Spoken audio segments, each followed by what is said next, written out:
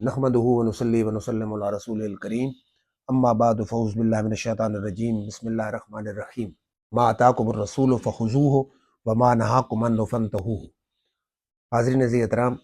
آج موضوع ہے مسلمان کے ساتھ محبت اور خدمت خلق، اس کی شریعت میں قرآن و حدیث کی روح سے کیا اہمیت ہے۔ یہ حضور اکرم صلی اللہ علیہ وسلم کا فرمان ہے۔ حضرت عبداللہ بن عمر روایت کرتے ہیں کہ ایک شخص آیا حضور صلی اللہ علیہ وسلم کی بارگاہ میں اور اس نے آ کے عرض کی ای الناس احب الی اللہ تعالی، یا رسول اللہ صلی اللہ علیہ وسلم ذرا یہ فرمائیے، مجھے بتائیے کہ اللہ تعالیٰ کو سب سے پسندیدہ کون سا بندہ ہے۔ تو حضور اکرم صلی اللہ علیہ وسلم نے فرمایا احب الناس الی اللہ انفعہم للناس،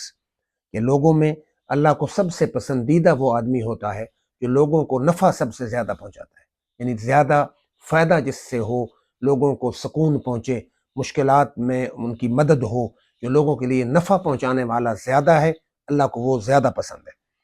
پھر اس نے سوال کیا کہ ای الاعمال احب الی اللہ، اللہ کا پسندیدہ عمل کون سا ہے، کون سا عمل ہے جو اللہ کو پسند ہو۔ تو حضور صلی اللہ علیہ وسلم نے فرمایا احب الاعمال الی اللہ سرور تدخلہ علی مسلم، آپ نے فرمایا اللہ کو پسندیدہ عمل یہ ہے کہ تو کسی مسلمان کے دل میں خوشی کو داخل کرے، یعنی اس کے لیے آسانی پیدا کرے، اس کی مشکل کو حل کرے، اس کے دل میں جو خوشی داخل کرنا ہے، یہ اللہ تعالیٰ کو بہت پسندیدہ عمل ہے۔ پھر آپ نے فرمایا او تکشف عنہ قربتن، یا اس سے کوئی مشکل دکھ کو دور کرو، یہ اللہ کو پسندیدہ عمل ہے، کہ کسی مسلمان سے کسی دکھ کو دور کرنا یہ اللہ کا پسندیدہ عمل ہے۔ پھر آپ نے فرمایا او تقضی عنہ دینن، یا مسلمان سے قرضے کو ادا کرنا، مسلمان کا قرضہ ادا کر دے کوئی اور اس مسلمان بھائی، تو یہ بھی اللہ تعالیٰ کو پسندیدہ عمل ہے۔ پھر چوتھے نمبر پر حضور اکرم صلی اللہ علیہ وآلہ وسلم نے فرمایا تطرد عنہ جوعا، اس سے بھوک کو دور کرے، یہ بھی اللہ کو پسندیدہ عمل ہے۔ مسلمان بھائی کے دل میں خوشی کو داخل کرنا یہ اللہ کا پسندیدہ عمل ہے۔ پھر اس سے کسی تکلیف کو دور کرنا یہ اللہ کا پسندیدہ عمل ہے۔ پھر اس سے قرضے کو دور کرنا یہ اللہ کا پسندیدہ عمل ہے، یا پھر اس سے بھوک کو دور کرنا یہ اللہ کو پسندیدہ عمل ہے۔ اللہ کے پسندیدہ اعمال میں سے 4 حضور صلی اللہ علیہ وسلم نے ذکر فرما دیے۔ پھر یہ طبرانی میں حدیث ہے، امام طبرانی نے معجم کبیر میں لکھی کہ حضور صلی اللہ علیہ وسلم نے فرمایا وَلَا أَنْ أَمْشِي مَا أَخٍ فِي حَاجَةٍ أَحَبُّ إِلَيَّ أَنْ آتِكَ فِي هَذَا الْمَسْجِدِ، حضور صلی اللہ علیہ وسلم نے فرمایا مسجد نبوی شریف میں مجھے اعتکاف بیٹھنے سے یہ بات زیادہ پسند ہے کہ میں کسی مسلمان کی حاجت میں اس کے ساتھ چلوں، اس کو کوئی ضرورت ہو تو اس کی ضرورت حاجت روائی کے لیے، اس ضرورت کو پورا کرنے کے لیے میں اس کے ساتھ چلوں، تو مجھے اس سے یہ زیادہ پسند ہے کہ میں مسجد نبوی میں اعتکاف بیٹھوں۔ پھر حضور اکرم صلی اللہ علیہ وآلہ وسلم کا فرمان ہے کہ من نفس عن مومن قربتن من قرب الدنیا، جو کسی مسلمان کی دنیا کی دکھوں میں سے، تکلیفوں میں سے کسی دکھ یا تکلیف کو دور کرے گا، نفس اللہ عنہ قربتن من قرب یوم القیامہ، تو قیامت کی تکلیفوں اور تنگیوں میں سے اللہ تعالیٰ اس کے بدلے میں اس کی تنگی اور تکلیف قیامت کے دن دور فرما دے گا۔ پھر حضور اکرم صلی اللہ علیہ وآلہ وسلم کا فرمان ہے، فرمایا من یسر عن موسر یسر اللہ علیہ فی الدنیا والآخرہ، جو کسی مسلمان کی کسی تنگی کو دور کرے گا تو اللہ رب العزت دنیا اور آخرت کی اس کی تنگیوں کو دور فرما دے گا۔ جو کسی مسلمان کی دنیا میں تنگی کو دور کرے، اللہ اس کی دنیا کی تنگی بھی دور فرمائے گا اور آخرت کی تنگی کو بھی دور فرما دے گا۔ پھر آقا نامدار مدنی تاجدار صلی اللہ علیہ وآلہ وسلم نے فرمایا من ستر مسلمن سترہ اللہ فی الدنیا والآخرہ، جو اس دنیا میں کسی مسلمان کی پردہ پوشی کرے گا، اس کے عیب پہ پردہ ڈالے گا، اللہ تعالیٰ قیامت والے دن اس کے عیبوں پہ پردہ ڈال دے گا۔ فرمایا واللہ فی عون العبد ما کان العبد فی عون اخیہ، کہ جب تک ایک مسلمان دوسرے مسلمان بھائی کی مدد میں لگا رہتا ہے تو اللہ تعالیٰ اس کی مدد فرماتا رہے گا، جب تک وہ مسلمان بھائی کی مدد کرتا رہے گا اللہ اس کی مدد فرماتا رہے گا۔ تو حضور اکرم صلی اللہ علیہ وآلہ وسلم کا اور فرمان ذیشان ہے، فرمایا مثل المؤمنین فی توادہم و تراحمہم و تعاطفہم مثل الجسد اذا اشتکا منہ عضو تداعی لہ سائر الجسد بالسہر والحمى، فرمایا تمام مسلمانوں کی، مومنوں کی آپس میں محبت میں اور رحم کرنے میں اور مہربانی کرنے میں ایسی مثال ہے جیسے ایک جسم ہوتا ہے۔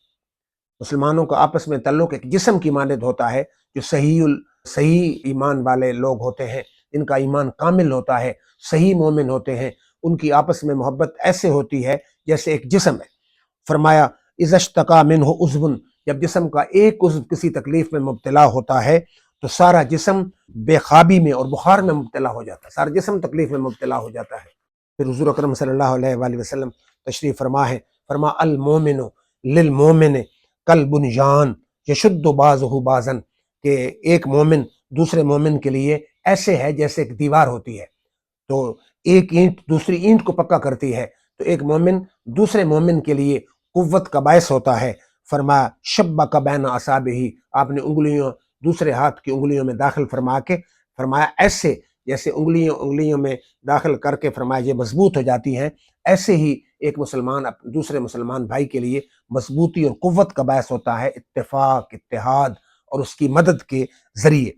پھر حضور اکرم صلی اللہ علیہ وآلہ وسلم کی حدیث سے یہ معلوم ہوتا ہے کہ خدمت خلق صرف خدمت خلق ہی نہیں بلکہ یہ عبادت کا درجہ بھی رکھتی ہے۔ فرما علی کل نفس فی کل یوم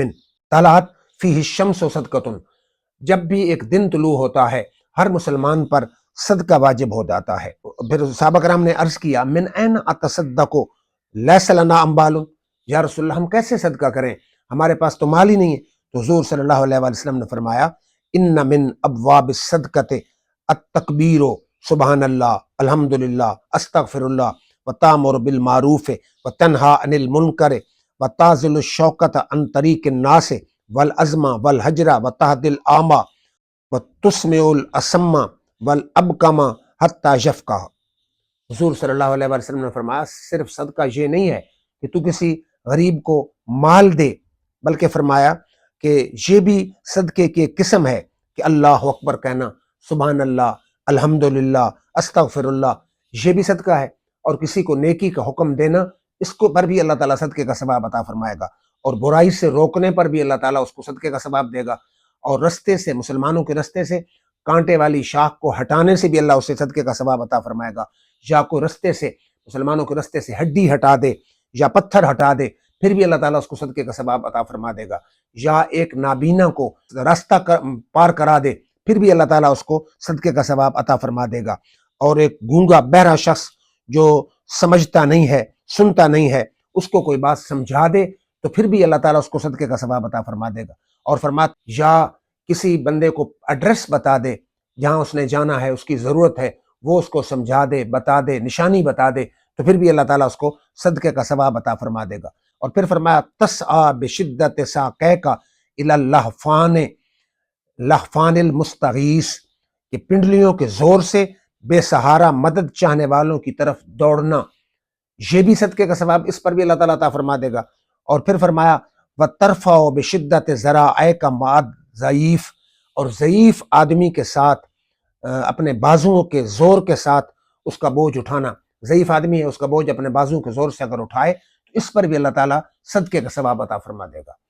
تو پھر حضور اکرم صلی اللہ علیہ وآلہ وسلم کی حدیث سے واضح طور پر ثابت ہو رہا ہے کہ کسی مسلمان بھائی کی مدد، یہ صرف مسلمان بھائی کی مدد ہی نہیں بلکہ اس کو شریعت نے عبادت کا درجہ بھی عطا فرما دیا۔ پھر سرکار دو عالم شفیع معظم کا ایک اور فرمان ہے کہ من مشا فی حاجت اخیہ کان خیرا لہ من اعتکاف 10 سنین، یہ الترغیب میں روایت موجود ہے کہ سرکار دو عالم شفیع معظم صلی اللہ علیہ وآلہ وسلم نے فرمایا جو آدمی کسی بھائی کے کام کے لیے نکلا، یہ اس کے لیے 10 سال تک اعتکاف کرنے سے بہتر ہے۔ ادھر حضور صلی اللہ علیہ وسلم کا فرمان ہے من اعتکف یوما ابتغاء وجہ اللہ جعل اللہ بینہ وبین النار 3 خنادق، کہ جو ایک دن بھی اللہ کی رضا کے لیے اعتکاف بیٹھے اللہ اس کو 3 خندق دوزخ سے دور فرما دے گا۔ اور سرکار دو عالم صلی اللہ علیہ وسلم سے پوچھا گیا خندق کتنی ہے؟ فرمایا جتنی زمین سے آسمان کا فاصلہ ہے، یعنی اگر ایک دن اعتکاف بیٹھے تو زمین سے آسمان تک کے 3 فاصلوں کے برابر اللہ تعالیٰ اسے دوزخ سے دور فرما دے گا۔ اور سرکار دو عالم شفیع معظم رسول محتشم صلی اللہ علیہ وآلہ وسلم نے فرمایا کہ جو مسلمان بھائی کے لیے اس کی حاجت میں جائے، یہ 10 سال اعتکاف کرنے سے اس کے لیے بہتر ہے۔ اللہ تعالیٰ سے دعا ہے اللہ رب العزت ہمیں مخلوق کی خدمت کر کے ثواب کمانے کی توفیق عطا فرمائے، اور مخلوق کی خدمت بھی خالق کی رضا کی خاطر کرنے کی توفیق عطا فرمائے۔ وآخر دعوانا